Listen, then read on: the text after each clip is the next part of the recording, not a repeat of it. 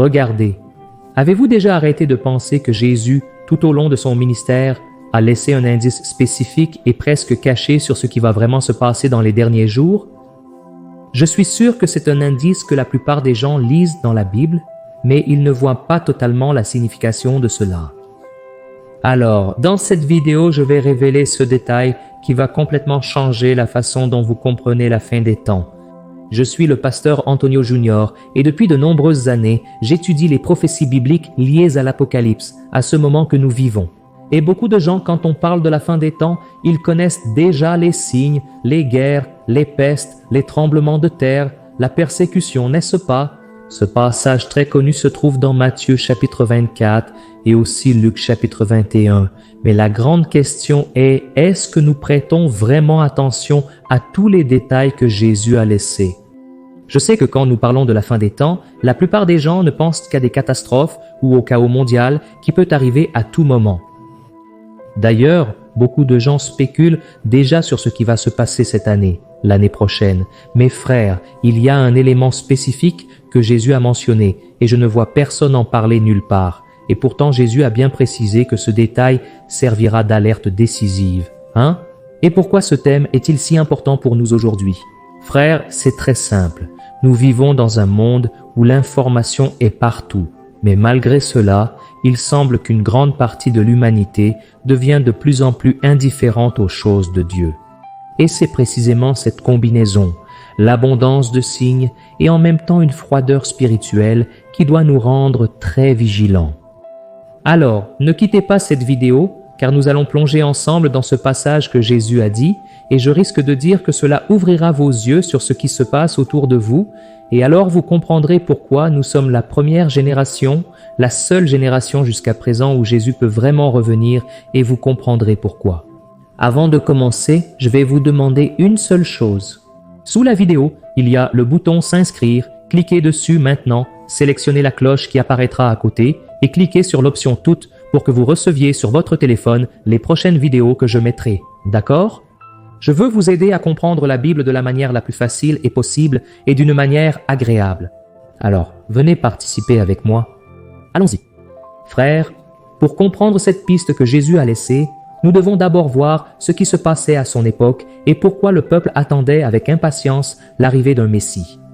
C'est qu'à l'époque de Jésus, le peuple juif vivait sous le règne de l'Empire romain. Ils avaient un très grand espoir que le Messie promis dans l'Ancien Testament, celui annoncé dans les prophéties de Daniel, d'Isaïe et de tant d'autres prophètes, apparaîtrait pour les libérer. Alors, chaque fois que Jésus parlait d'un royaume ou d'un futur glorieux, toute la foule était attentive. Beaucoup voulaient un libérateur politique, mais Jésus a apporté un message plus large, le message du repentir et du royaume de Dieu et cette atmosphère d'attente, n'est-ce pas? À propos du Messie, cela expliquait pourquoi tout le monde était impatient pour toute parole prophétique, et si vous lisez Matthieu 24, Luc 28, Jésus a détaillé de nombreux signes qui se produiraient à la fin, guerre, tremblement de terre, persécution, faux prophètes et bien plus encore.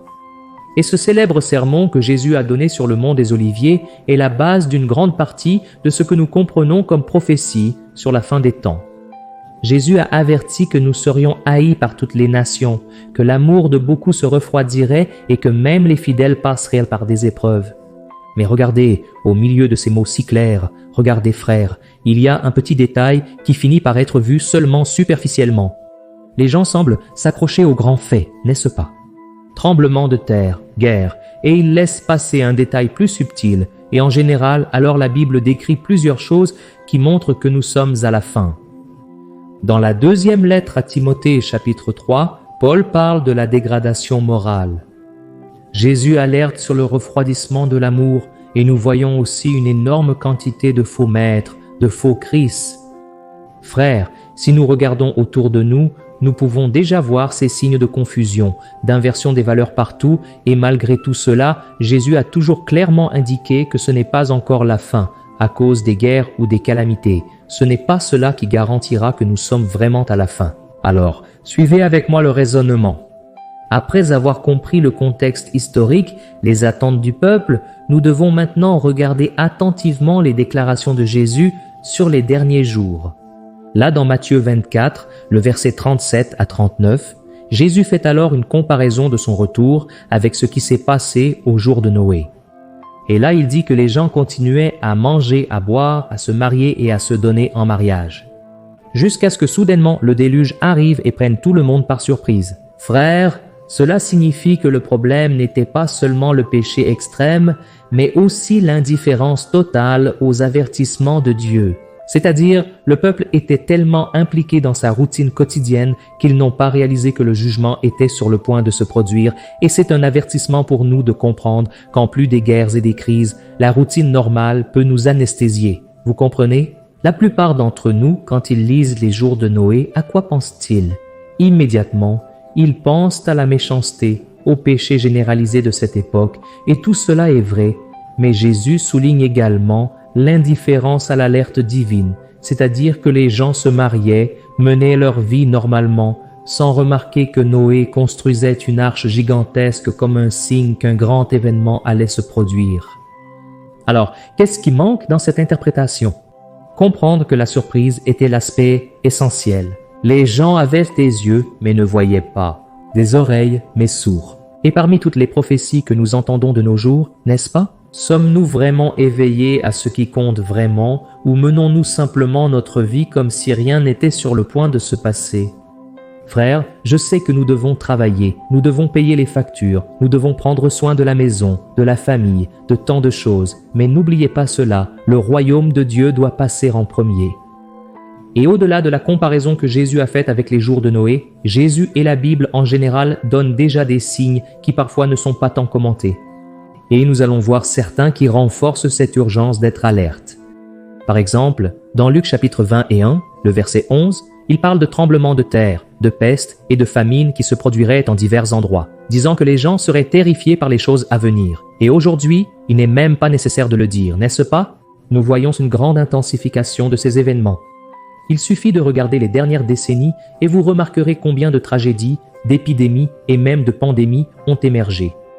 Je sais que beaucoup de gens se concentrent uniquement sur un autre désastre, mais ils ne font pas le lien avec le fait que Jésus a mentionné qu'il y aurait une accélération, une simultanéité de ces signes de la fin, c'est-à-dire, tout comme les douleurs de l'accouchement d'une femme s'aggravent, à mesure qu'elle se rapproche de l'accouchement, la terre aussi gémirait avec les douleurs de l'accouchement.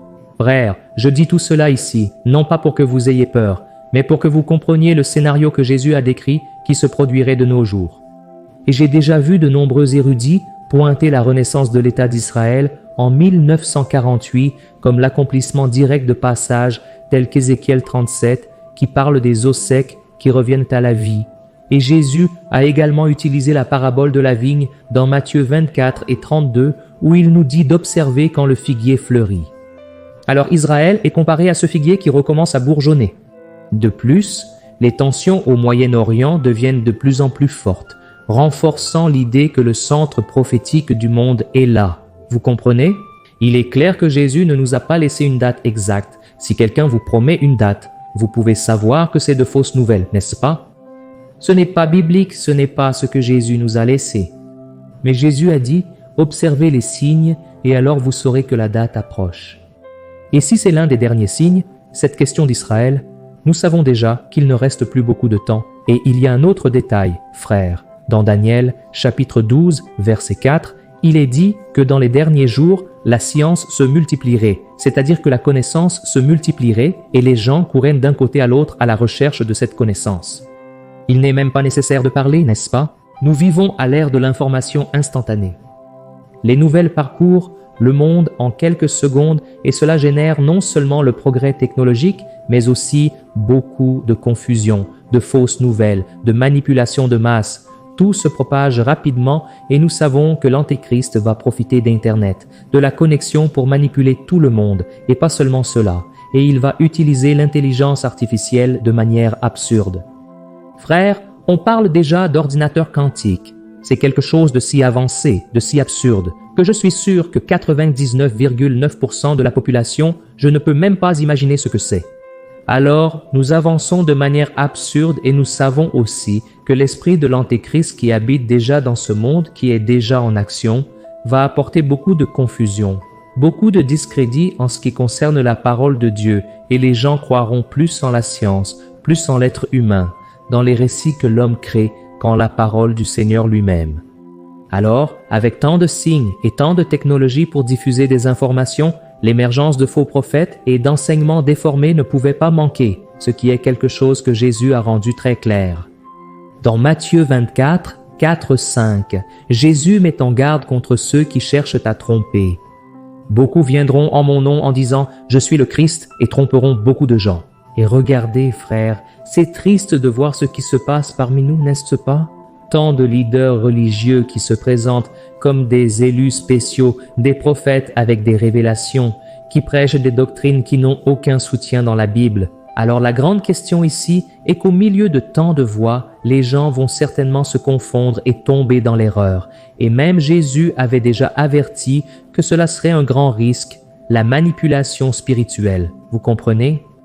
Il ne suffit pas que la personne soit à l'Église depuis de nombreuses années, ait un ministère, ait déjà été utilisé par Dieu dans le passé, et cela ne signifie rien. Nous, les leaders, devons être vigilants, car même celui qui pense qu'il est debout doit faire attention à ne pas tomber, c'est ce que dit la parole. Frères, la Bible enseigne que pour reconnaître le faux, il faut bien connaître la vérité. Je vais vous donner un exemple.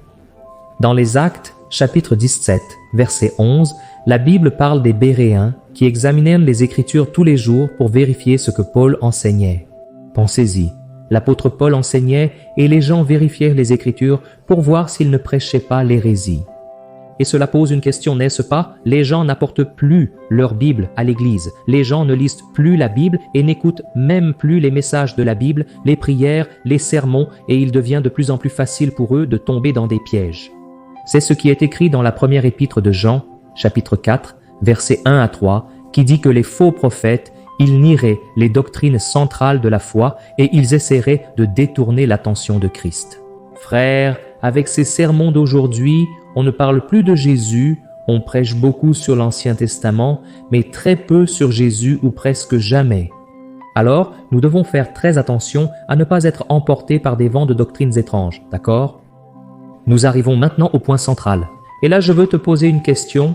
De tout ce que je t'ai dit ici, sais-tu quel était l'indice presque caché que Jésus a laissé et que beaucoup d'entre nous manquent? Frères, le grand indice est justement dans cette expression que Jésus a dite dans Matthieu 24, 37.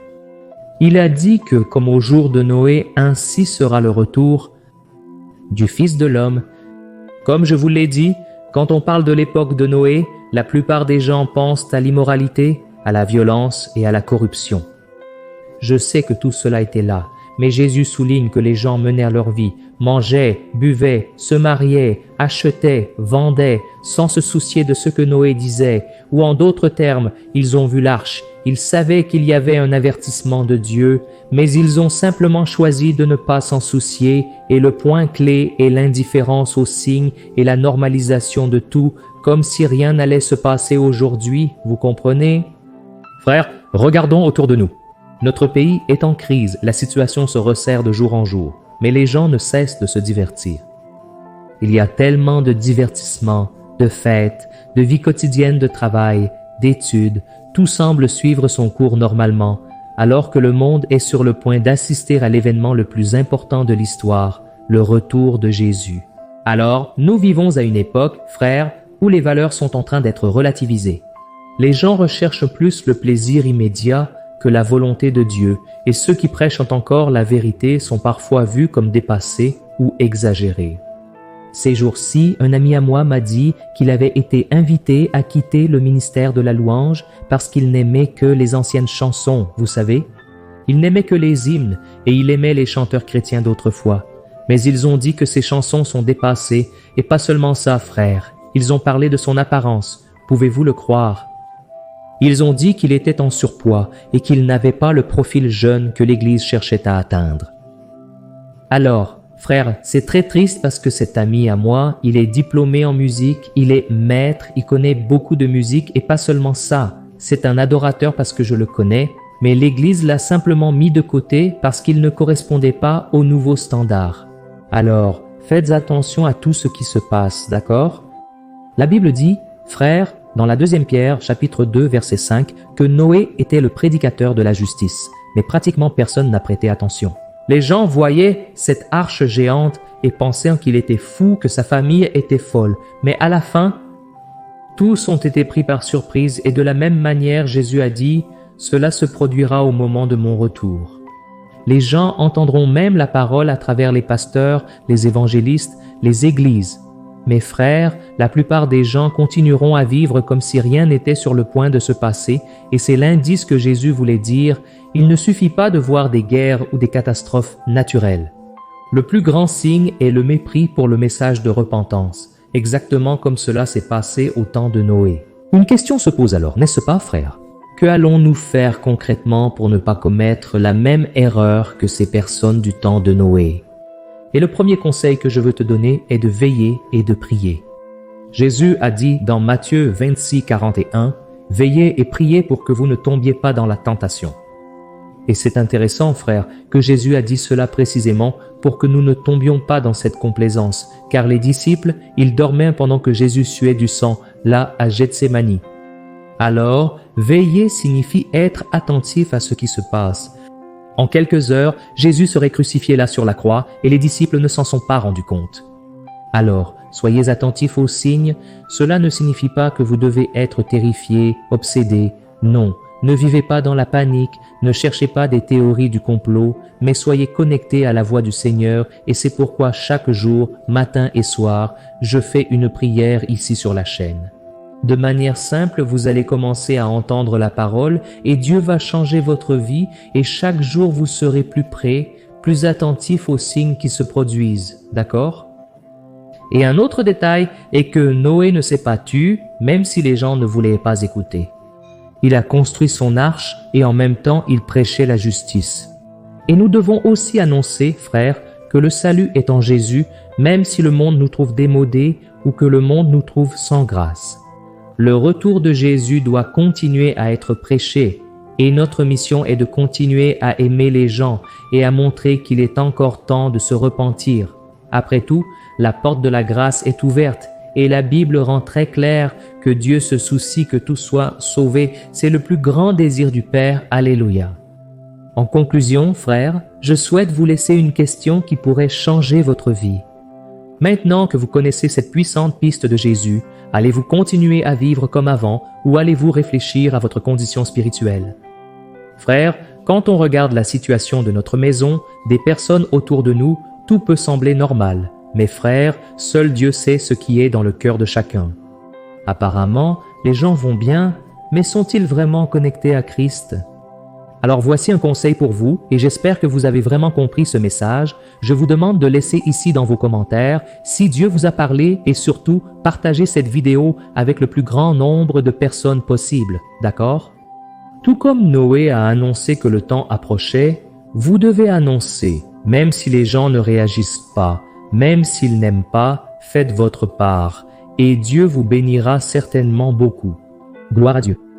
Je suis le pasteur Antonio Junior. Si vous avez aimé cette vidéo, partagez-la et je vais la laisser ici sur l'écran pour que vous puissiez suivre ces vidéos dont je suis sûr qu'elles seront une bénédiction pour vous, d'accord?